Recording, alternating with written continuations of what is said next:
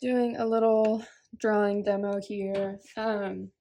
So I'm gonna use this little glass dish that I've got here to trace a a circle. You can use whatever you've got. You can even just freehand it. And then I'm gonna erase. Doesn't have to be clean or precise, just a good circle shape. So you were given some willow vine charcoal. That's what this is. There's a little core in the middle, if you can see that. And this one is used for sketching primarily. It's really easily workable, a little bit softer than compressed charcoal, which is this. This is a little bit less permanent, used for like under sketching, and then this is going to be more of a dark, really rich value. So I'll start with this since this is what you've got going on.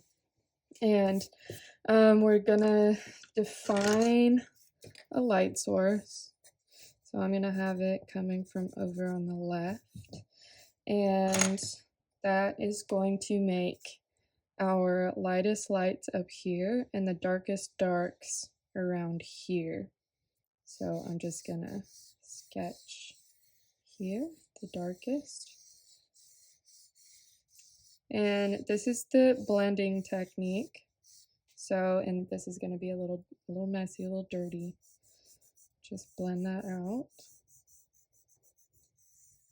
And again, it doesn't have to be clean, like you can go outside the lines.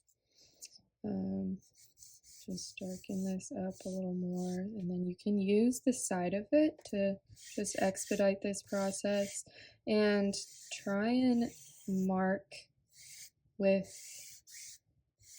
the direction of the outside line. This is a kneaded eraser.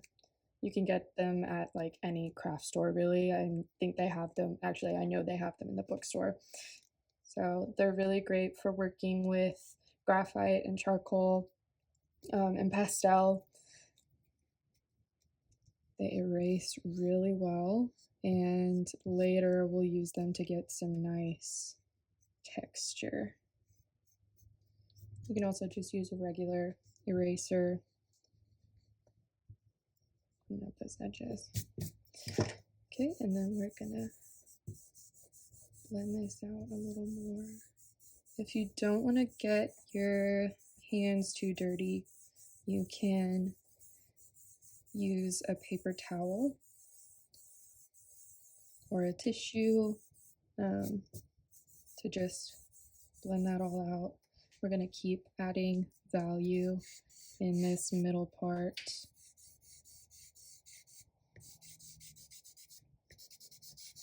To get those darkest darks.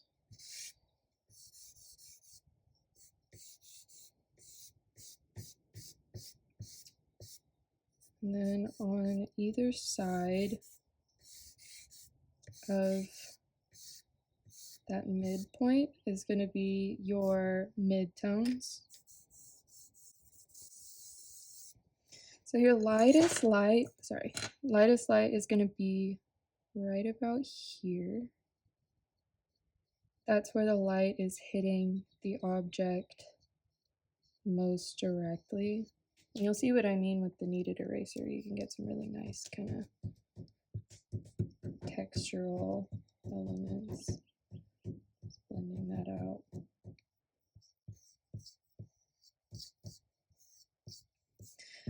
And since the sphere is, it's a 3D object, so it's going to be receding away from this lightest light point. Add some value along the edge of your circle.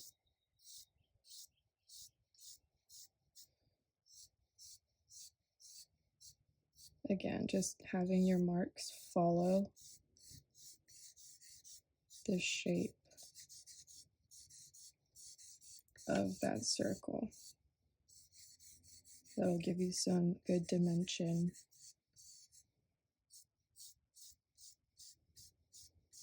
We'll go back in with the eraser to kind of clean up these lines and define the midtones.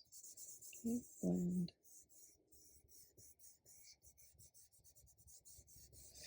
And at this point, if you're using your finger or like with that paper towel, your paper towel or your finger becomes a drawing implement as well, because you're picking up material while you're blending and putting it down elsewhere.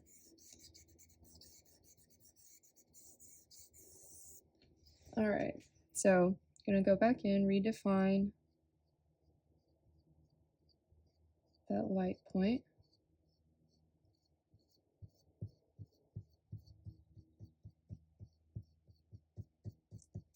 That's with the kneaded eraser. I'll use this regular eraser just to, maybe you don't have access to kneaded eraser. You can also just use the eraser on the back of a regular pencil or you know, a pink rubber eraser, just whatever you've got on hand. So really get that spot as light as you can, and then use the edge, the corner, to lightly remove material radiating out from that light spot. Again, moving with the line of the outside of that circle.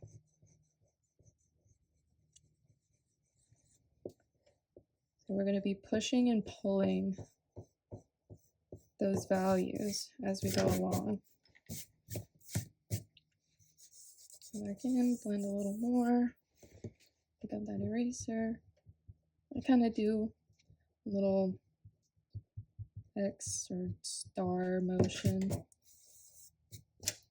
And then down here, remember we talked about there's going to be reflected light off of the surface that the sphere is perceived to be sitting on. So we'll remove some value down here on the opposite side of where the light is hitting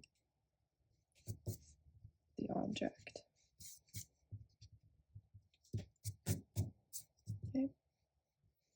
So you got midtones here, and then you'll also have midtones down here. And where the light is reflected, it is going to be a lighter spot, but it won't be as bright or as light as the top of the sphere.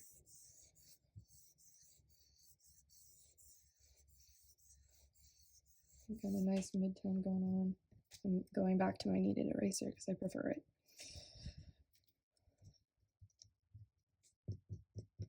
Really get that light, and then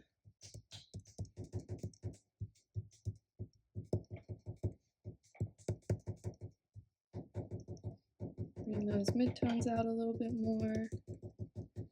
Now we can go back in with your charcoal or whatever you're using. You can use graphite for this as well.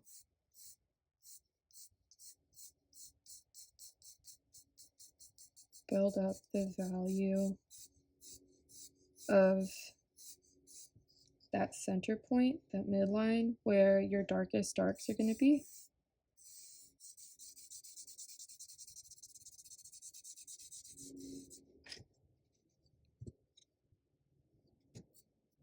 And then very lightly blend this out so that you're not picking up too much material with your finger or your paper towel or tissue.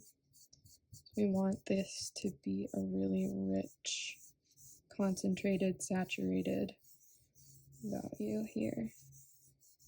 So now we're starting to get some really nice dimension. Just gonna add a little bit more. Moving with the outer boundary.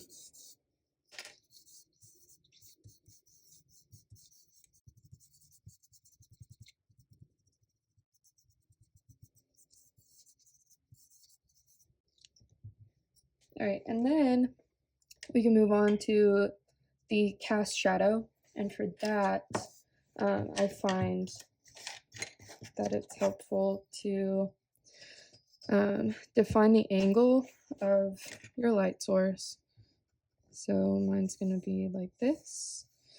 And then moving parallel to that light source, just move whatever straight edge you're using over, just kind of eyeball it, move it over, and draw a very light line there, and then go back, move it over this way, find the edge of your circle, draw another light line, and then your cast shadow will fall between these lines, and we're creating the illusion that the light source is being obscured by this object and casting a shadow over here onto whatever surface it's sitting on. And so, like, go here, go around, just eyeball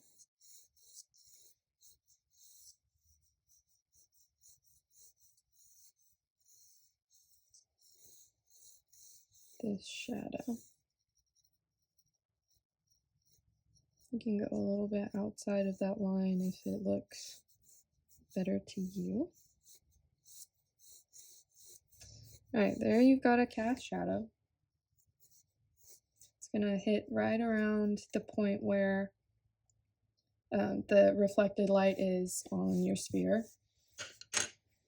And then take your implement, and I would use the edge of it to fill that oval in.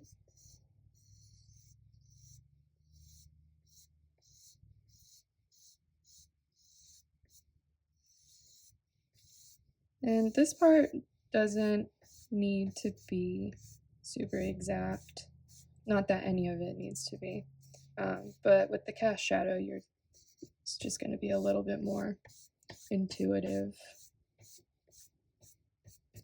All right, and then go back in, blend this out.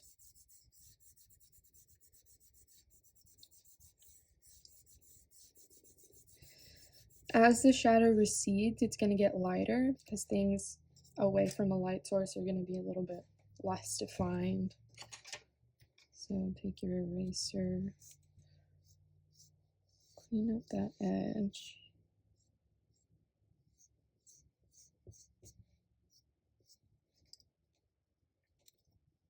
I also like the kneaded eraser because you can taper it out, get a cool little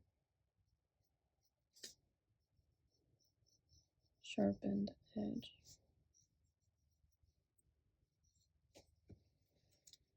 Or you can use this regular eraser, get a little bit of a sharper line.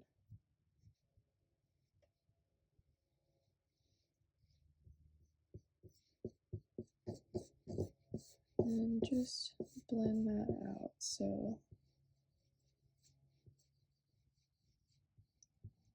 it's an oval moving from the darkest where it comes into contact with the sphere, like right here. It's going to be dark here too. A little bit lighter as you go toward the binding edges. And then fading out.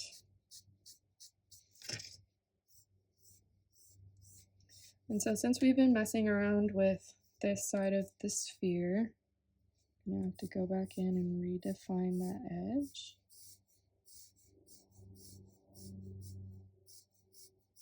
Dark when it comes into contact with the surface. You want to try and avoid harsh outline kind of marks on the edge of this sphere. So when you define the outer boundary of the shape with a harsh line like this, you go back and blend it out like that. So we're going to come back down here, darken where it comes into contact, and then just taper that value out the further away it gets from the sphere.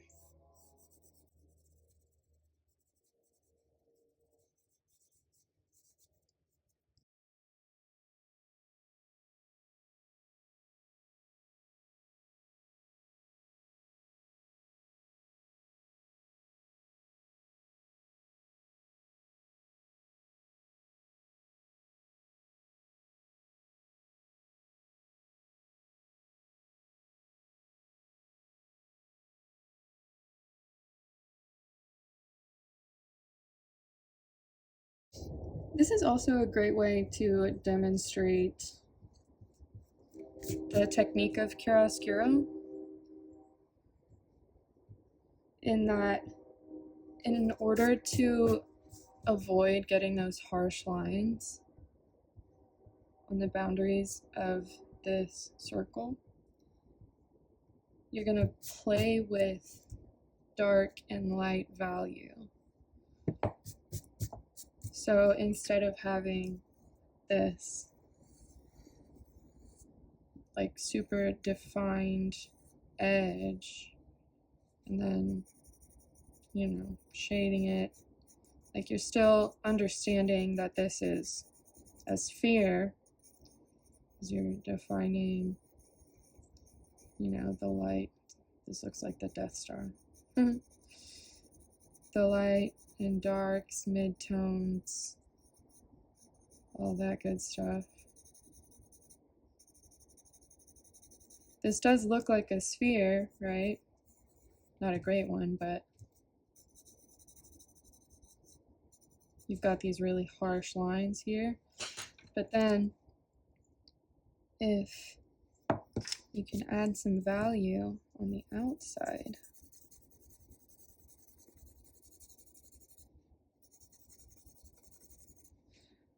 and make these edges not as apparent, make them blend into the background a little bit. That is a really simple way to get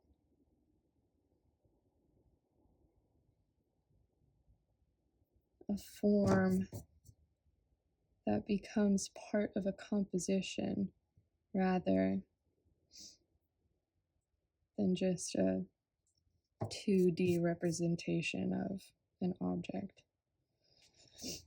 So if your light source is coming from over here, it's going to be lighter, right? And then go back here.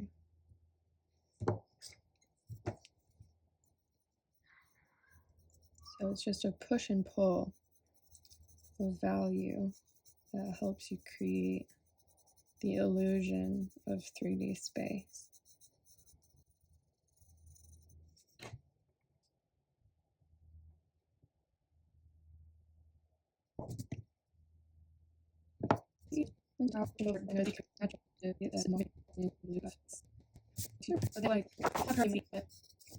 Into hatching and cross hatching, I'll just use the same form to demonstrate both. Create another circle. And I'm using a regular pencil for this. It's B softness. So it's a little bit softer than your regular number 2 pencil. But you can totally use a number 2 pencil as well. I went ahead and drew my circle for the next example. I'm using a regular pencil, graphite pencil B softness. I don't know if you can see that. So B is a little bit softer than your regular number 2 pencil. You can totally use number 2 pencil. This is just a little bit better for building up value, because since it's softer, you can put down more material and get some darker darks. So we're going to be doing hatching and cross hatching on this one. So I'll do hatching first. Hatching is perpendicular lines, and then cross hatching is both longitudinal and latitudinal lines. Longitudinal, latitudinal. I went ahead and drew my circle for the next example, which is hatching and cross hatching. And I'll do the hatching example first. So that's just parallel lines that do not come into contact with one another. And then cross hatching is lines that follow the longitude of your object. So they're going to follow the bounds of the shape, as well as lines that follow the latitude of the space. So your longitudinal lines are going to follow the vertical edges of the object, and then the horizontal lines will follow the top and bottom. So I'll do hatching first and then cross hatch over the hatching. So hatching and cross hatching.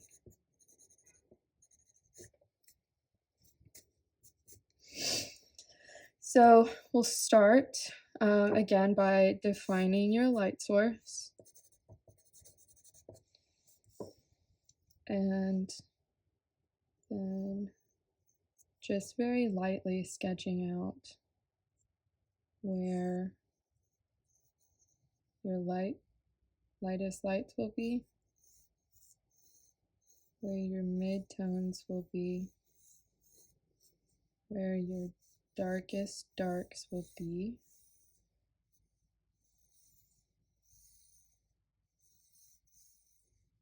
and then where more midtones are, and then down here, remember that's going to be reflected light. So now, ignore these lines, that's just for demonstration purposes. We'll go back later and cross hatch with these lines, but just pretend they're not there for the hatching example. So again, we're gonna just follow the bounds of the circle. So draw lines that do not cross over one another and follow the edges of the object. But then the closer you get to the midline, these lines will start becoming more parallel to one another, a little bit straighter. And then when you get up here, these lines curve toward the middle. And I say that they can't overlap, but they can a little bit. Don't worry about being particular. Up here, we're using shorter lines to again create that illusion of 3D space. down here as well.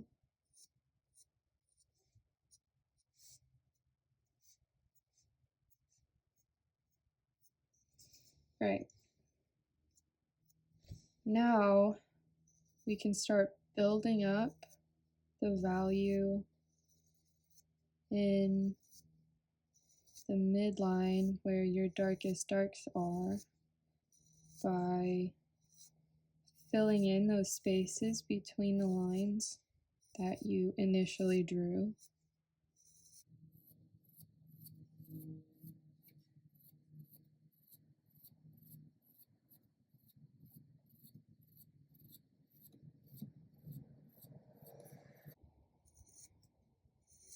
Following the curvature of the object. Come back up here and then build up the value very delicately and thoughtfully around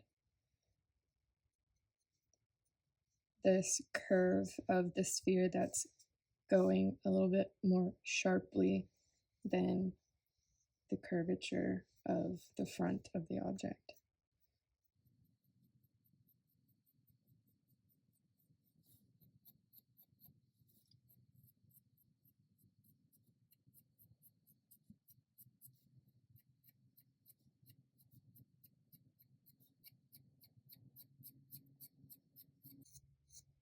The lines are converging right around your lightest lights. These are the focal points of this composition.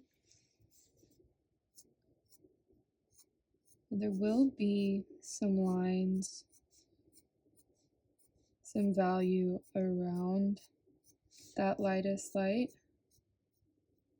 the focal point. They're just going to be spaced out a little bit more to imply that the shadows are not as dense in those areas, that the light isn't as saturated, or the absence of light isn't as strong in those areas. Okay, now we're going to move on to adding more value in the middle to make it clear that this is the point at which the least light is striking the object. You're gonna still moving with the grain, so to speak, not having these lines cross over one another. Just filling in the spaces between them.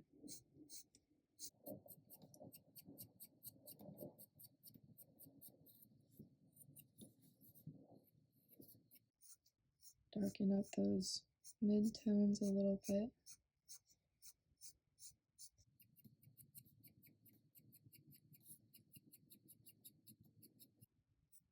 And don't neglect these smaller lines along the top boundary.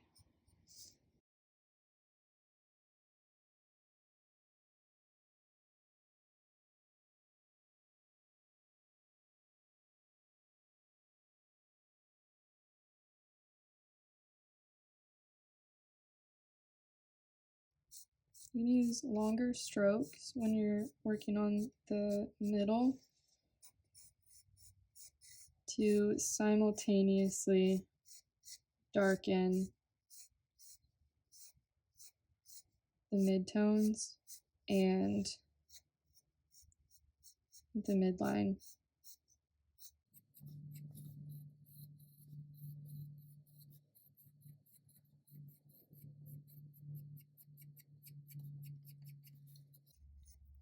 And recall that down here, this is not a lightest light. This is the step down from the lightest light up here.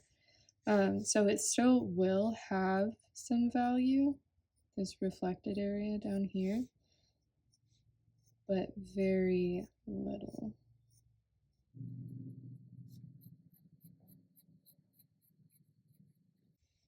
And then we'll come back here because I've been neglecting this area. Build up these lines a bit more.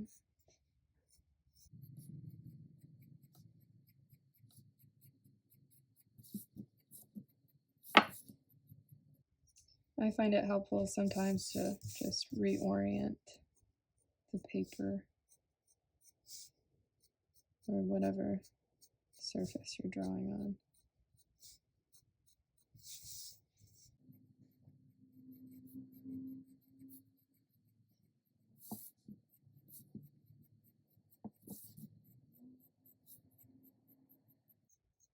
And your hatching doesn't have to be as detailed as I'm doing mine. Like for example, you can do like more graphic lines, more spaced out. And doing this, you'll have to be a little more thoughtful with your line placement because the differences will be more noticeable.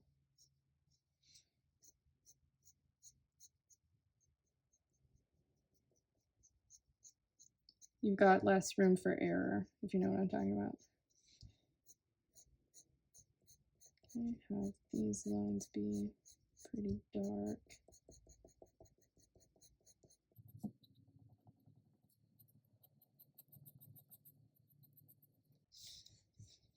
So here I've been working and reworking the same areas, slowly building up value. And so I've got a little bit more room to make mistakes than if I were using fewer lines.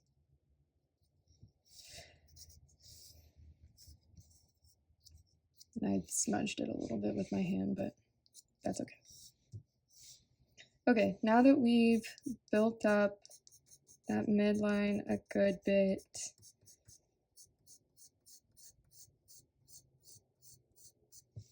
and you've got those midtones defined as well, since I kind of messed up that lightest light there, I'll just remove some value. And since, you know, it's hatching, I'm not going to, as with the blending example, just do it indiscriminately. I'm still following the directions of those hatch marks.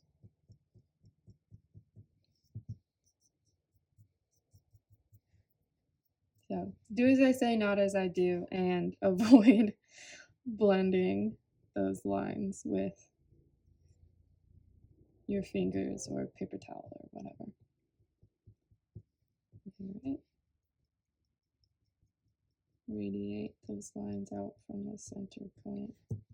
Gonna redefine some of these that I tampered with. All right, so that's a hatching example. Oh, we need to do the shadow. So with a straight edge,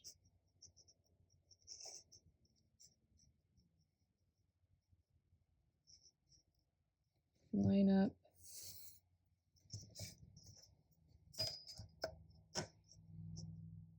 your light source, draw those guiding lines.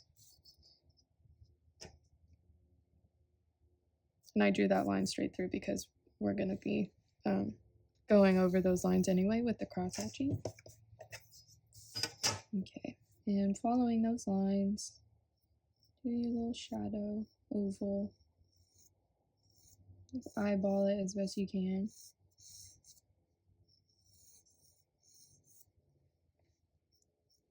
You can make it kind of as thick as you want. So I tend to make mine a little bit more oblong. You can make it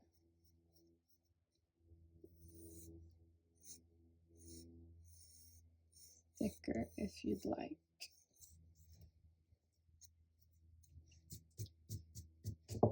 Art is subjective. Drawing is subjective. It's all up to you as the artist. And for hatching a shadow, a cast shadow, sorry, I'm gonna sharpen my pencil a little bit.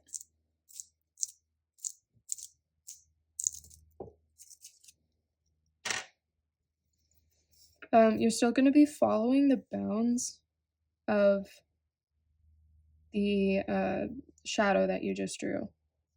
So, like, again, what you're doing up here with the lines radiating out from the lightest spot, down here, we're going to be doing it a little bit differently and radiate them out from the darkest point where that sphere is meeting the surface. Follow the curvature of that boundary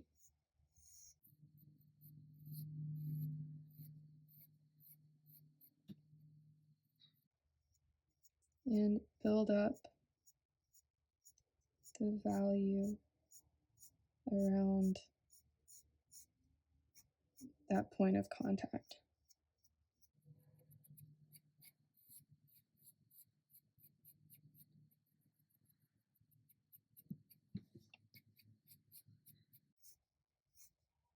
And here you're creating the illusion that the shadow is going this way, following those lines. All right, so that's that's regular hatching. Cross hatching, we're going to be adding some lines of latitude. So we've been doing longitudinal lines. Now we're moving with the latitude. So the top and bottom of the object. So we'll start in the middle, adding a line where that darkest dark is, and keep doing that, building up the value as you go along, moving perpendicular to the hatching lines, and following the bounds of the object.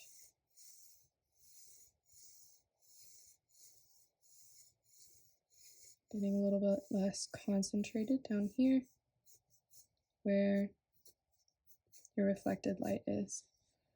Coming back up and doing the same thing.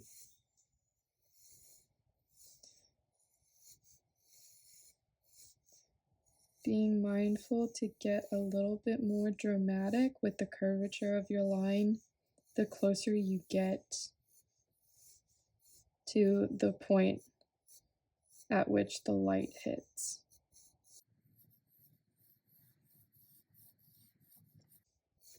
And again, you can be more graphic with your lines if you like. So here, be more intentional with the marks. But again, if you do that, you have to be more thoughtful about line placement because you don't have a lot of room for error.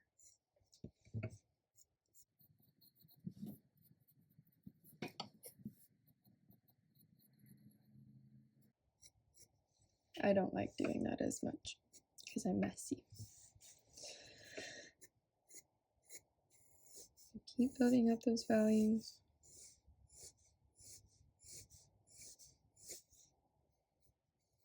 Don't neglect up here.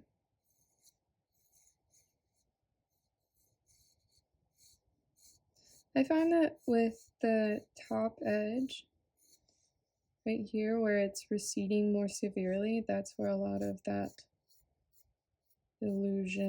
illusory magic happens.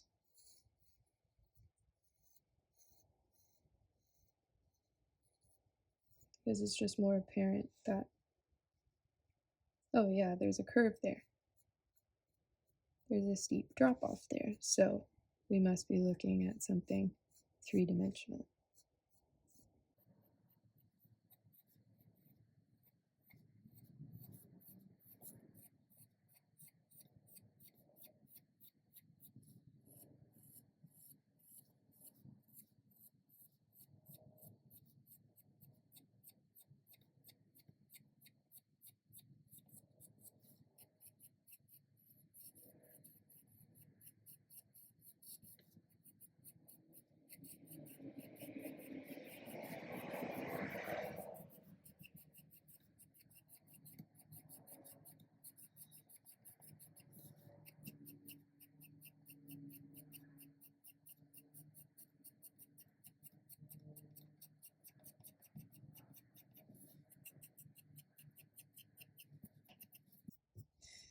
You'll see this technique done with etchings, and that's a form of printmaking where you can't use blending techniques because you're making marks onto a metal surface. Either that or engraving. You can't just drag an implement across a surface and get a blended value like this. So you have to build up value through repetitive line.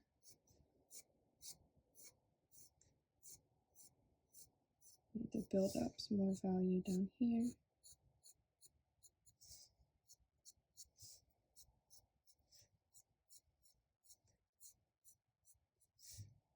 Add maybe a few more horizontal lines.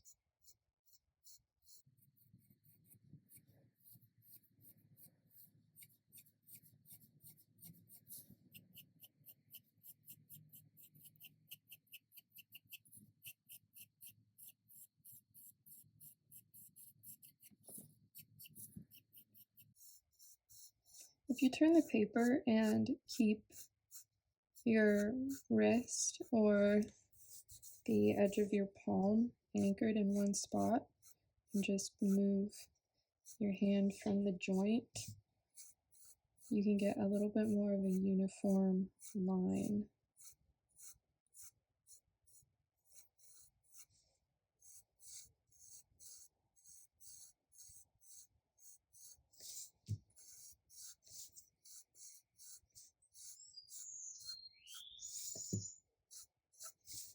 And move back up here and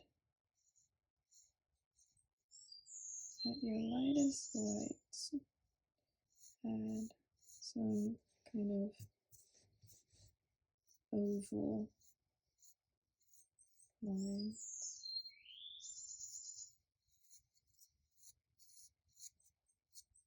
Darken those very slightly, moving away.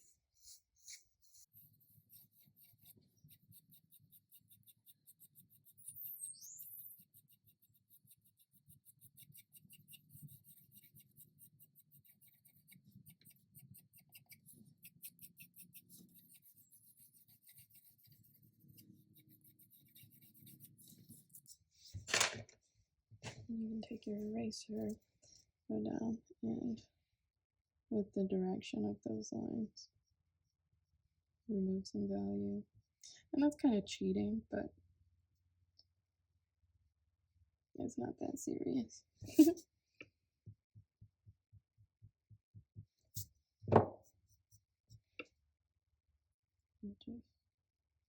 take that line away. So that's hatching and cross hatching on the sphere shape. Correcting some of that. Moving on to the shadow. So we've done those longitudinal lines. Now we'll add in the latitude. So you'll be following this bottom bound, as opposed to these outer. So this is your darkest spot.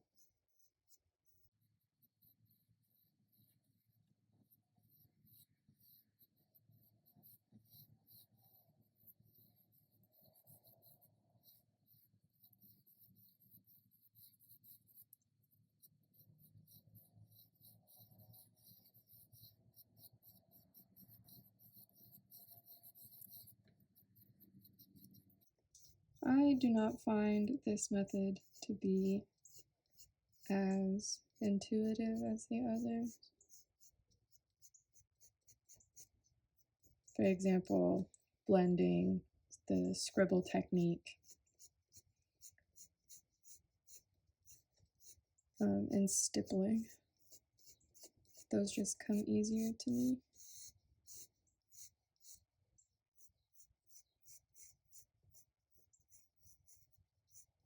This one, you really have to think about the placement of your lines because they give a lot of directional information.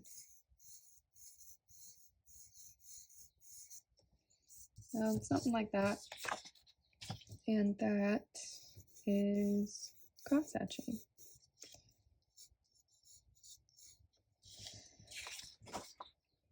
Just flipped over to the back of that same sheet of paper I was using.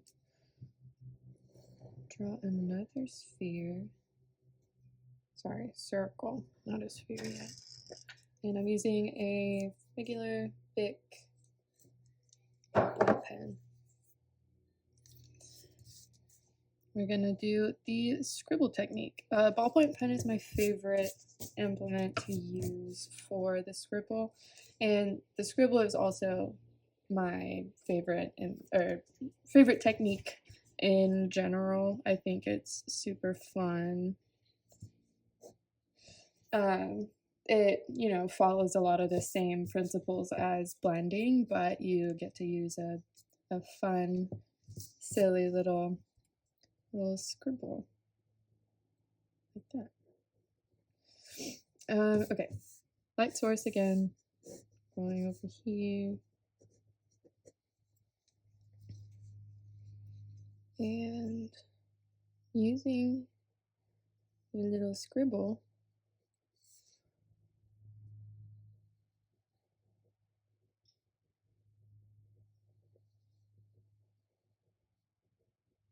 Define the darks and the midtones. I love the scribble because you can just start out with a kind of uniform layer of scribbles for the darks and the midtones, and then build them up in a kind of thoughtful, intuitive way.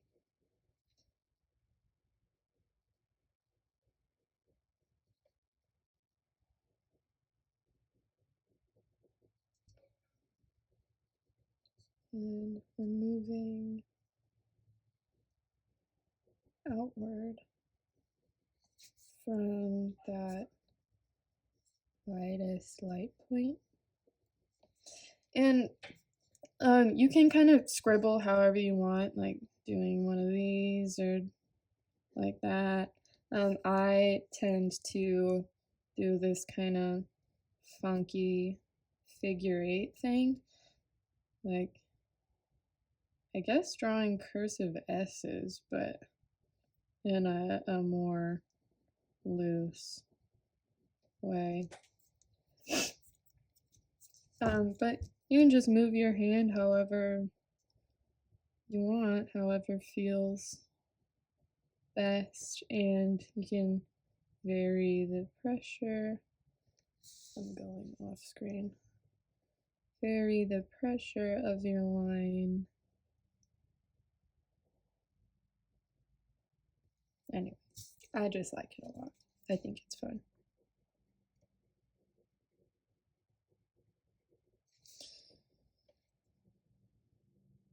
I also really enjoy that you can just move around wherever.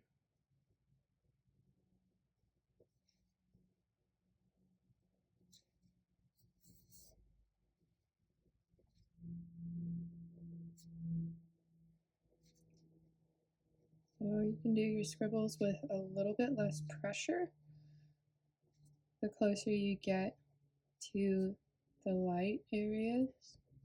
And you can also space out those scribbles.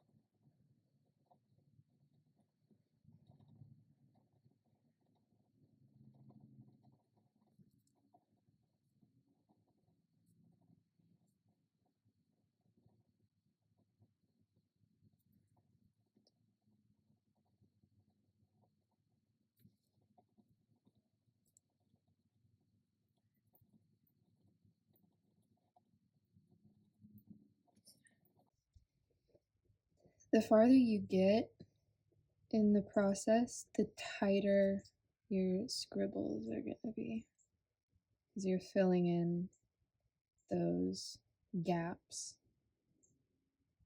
and eliminating light.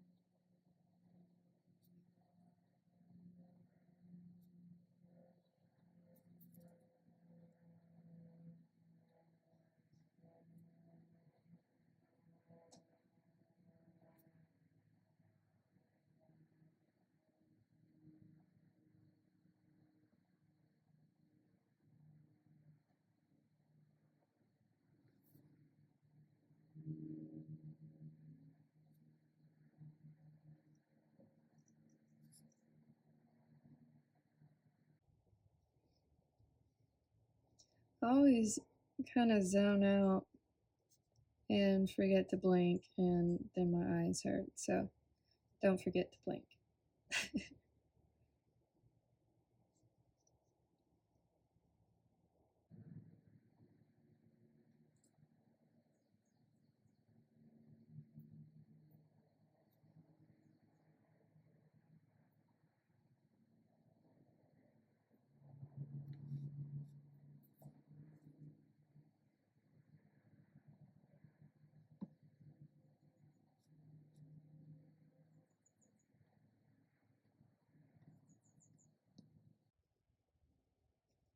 Here I'm building up the value along the perimeter to make that harsh outer boundary blend in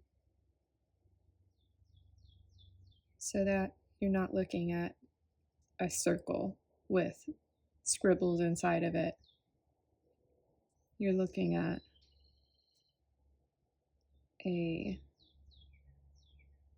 an illusion of a three-dimensional sphere.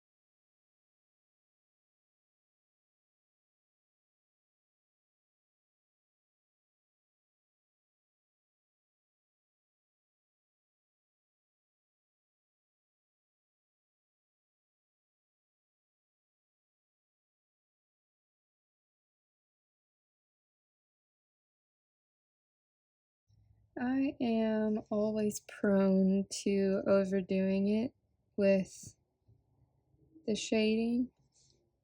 So toward the end, I'll go back and redefine that midline, those darkest darks, by just adding some really concentrated scribbles.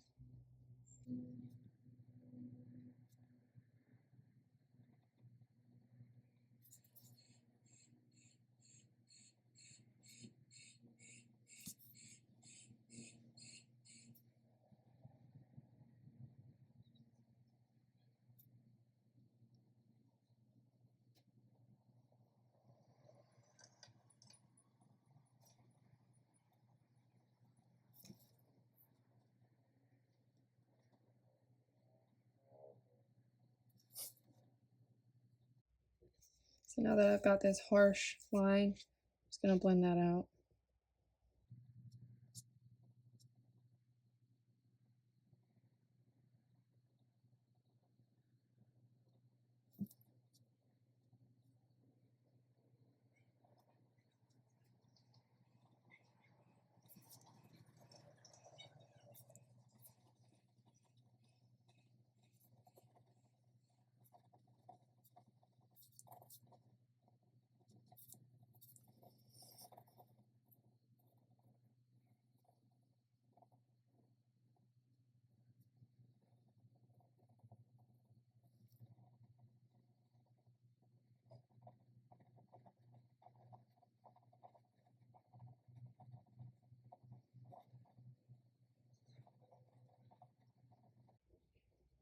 And now that you've added up a lot of value with your scribbles, you can start to get loose with them while you're blending out the darks into the midtones.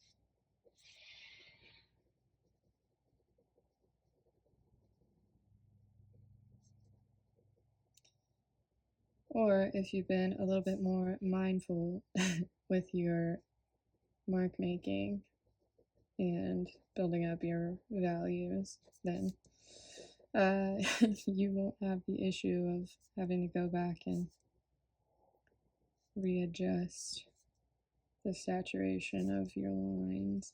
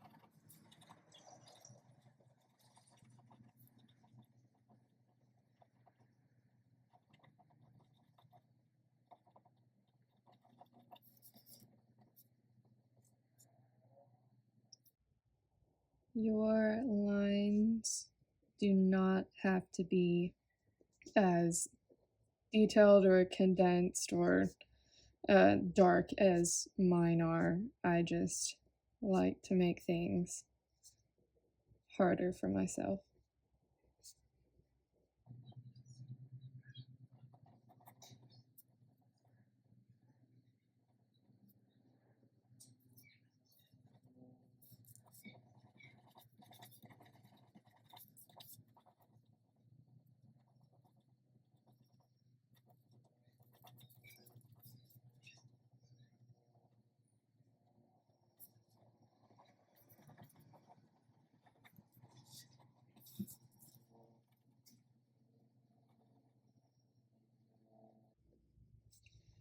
All right, you get the gist. So now we do the cast shadow, and I kind of readjusted my light source as I was going on accident. So I'll redefine that, then move it over like so. Do kind of faint guiding line there and move it over that way. Do another guiding line. And now you draw your cast shadow. Sorry for the background noise. The neighbor kids are enjoying this fine weather.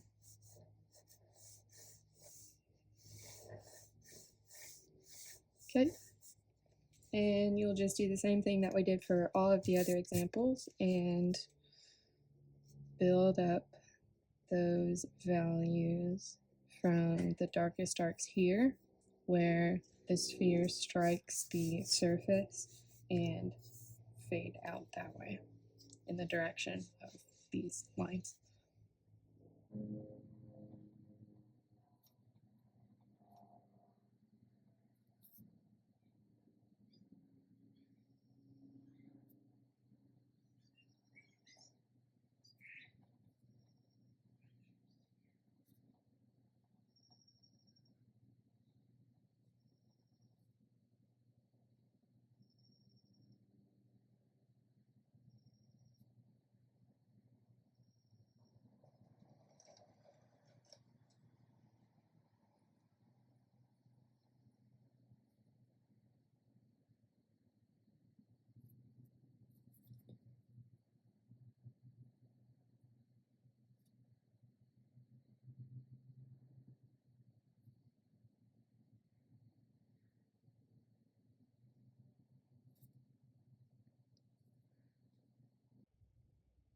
the further out I go, the less pressure I am applying to the paper to get these lighter lines.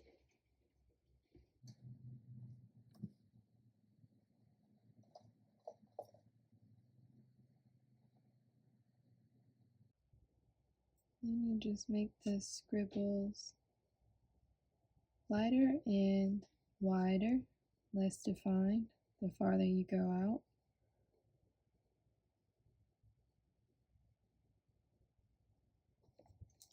Come back and darken these to make that harsh line disappear. Really concentrate those scribbles, both in spacing and pressure, moving away from that point of contact.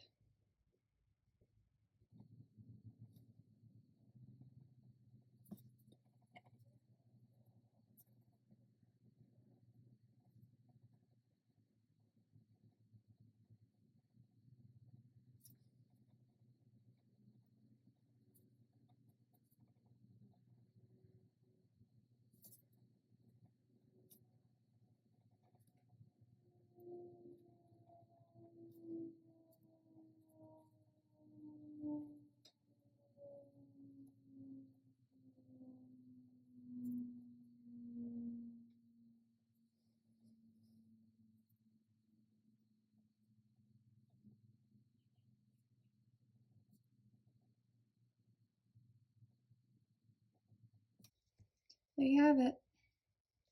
This is the scribble technique.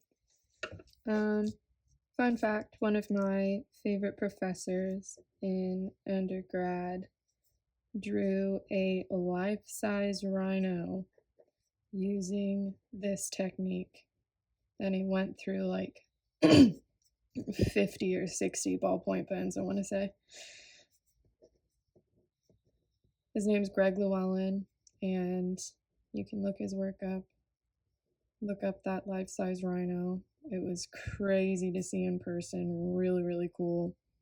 And just one of the most impressive feats of artistic ability and genuinely patience that I've ever seen in a work of art.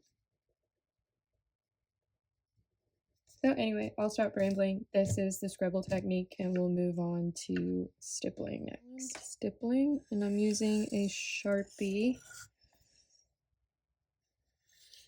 for the purposes of this demo because stippling can be really time consuming, and we'll see why. Stippling is just using dots to build up value. So obviously the closer the dots are, the darker the value. Or at least the darker the eye perceives the value to be.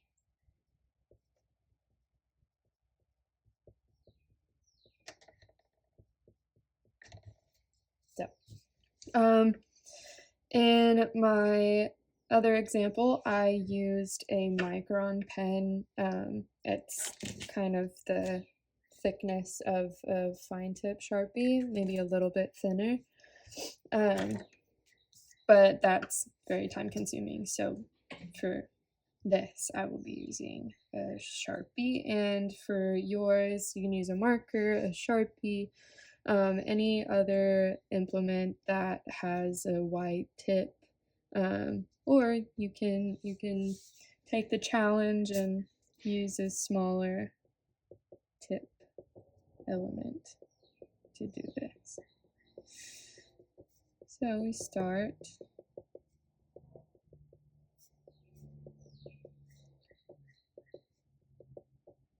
by defining that middle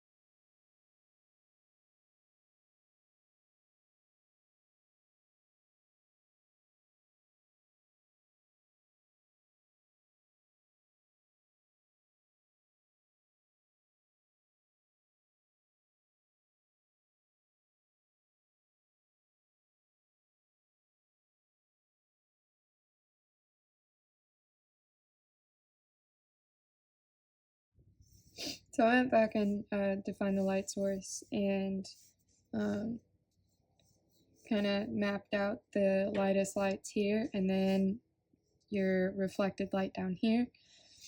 And then around the edges, more concentrated dots. And you'll just keep filling in those spaces with dots to build up the shadow portion of the sphere. And you gotta just be mindful of where you're placing these dots so that you don't get clumps where they overlap like that. Until you get like really concentrated values, then they can start overlapping. But you want to just avoid having clumps of dots that are incongruous with the rest of the positioning of the dots. We're going for homogeneity.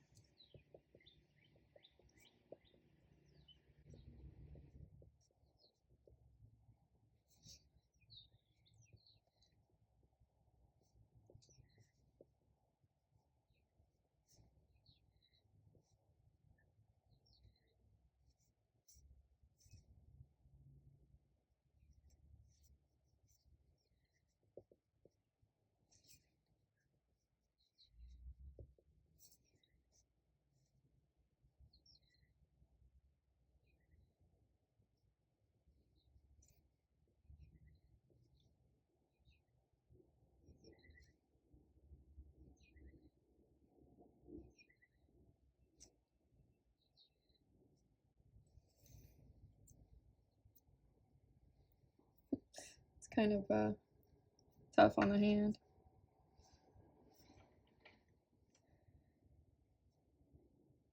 Very tedious. The end result looks really interesting though.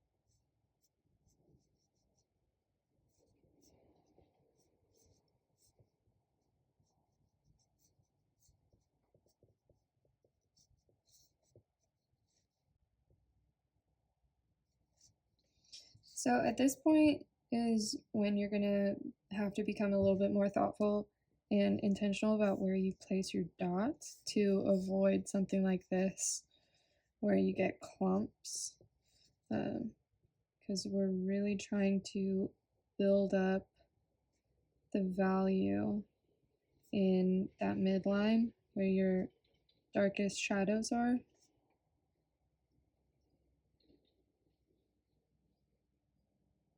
So I'm putting less pressure on the Sharpie to get smaller dots to fill in the spaces between the previously made marks.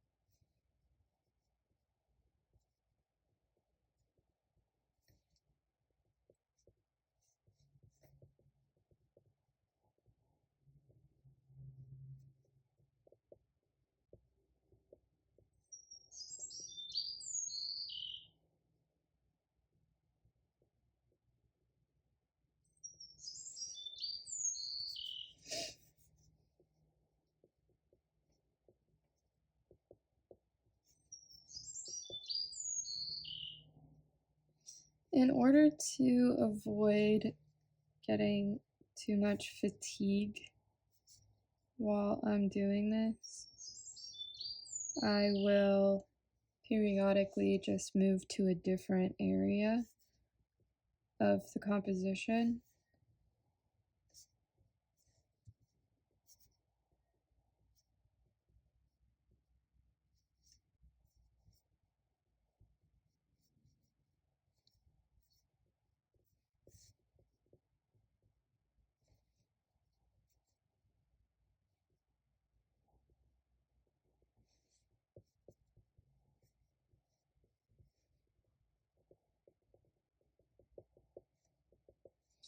And this is where your dots can start overlapping.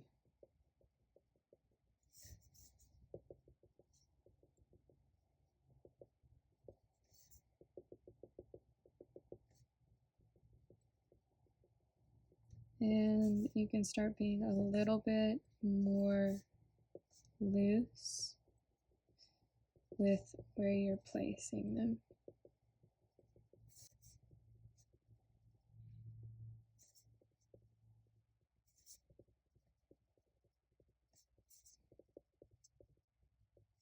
I'm also pressing down a little bit harder on the tip of the Sharpie to get kind of wider dots.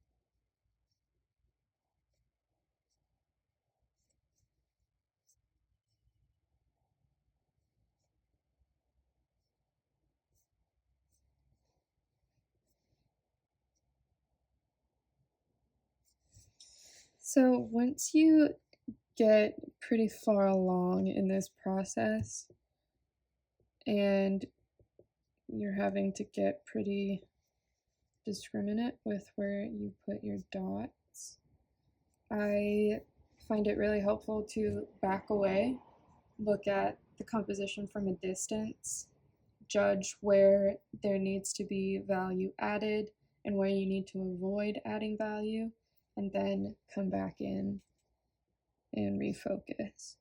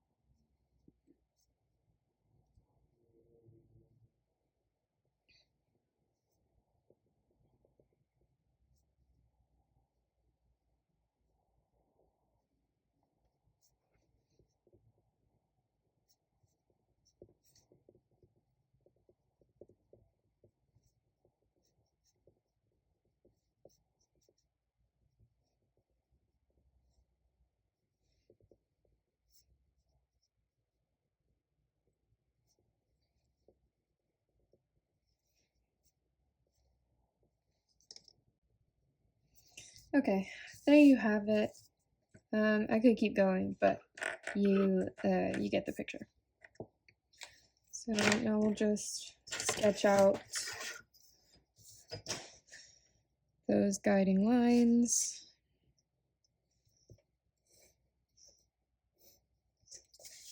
Move it over here. Oh. Gonna do that crooked. That's fine. Okay. Over here. Get that lined up.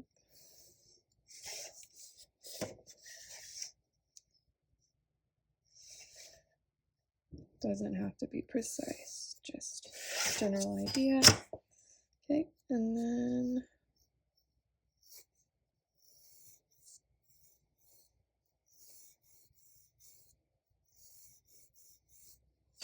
something like that. And then you'll just do the same thing.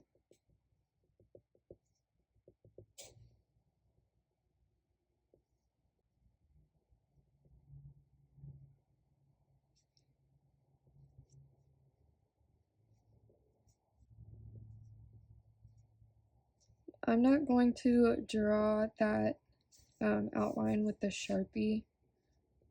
Just going to use the stippling to define the outer edges of the shadow.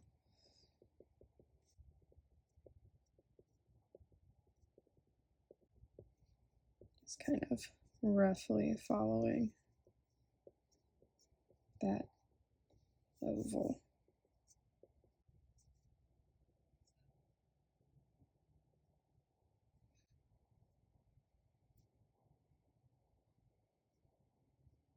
So the video cut out toward the end of the stippling demo, but You get the picture with the shadow here.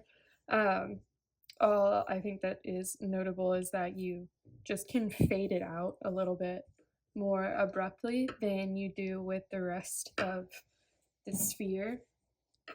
So you can see the darkest darks are right here, and then I hit the midtones pretty soon, and the midtones fade out quickly into the lights over here. And then I also want to make a note on the cross hatching and hatching. So down here, so for hatching, you can also do these straight lines instead of the ones that follow the curve. And just do this so that they don't intersect.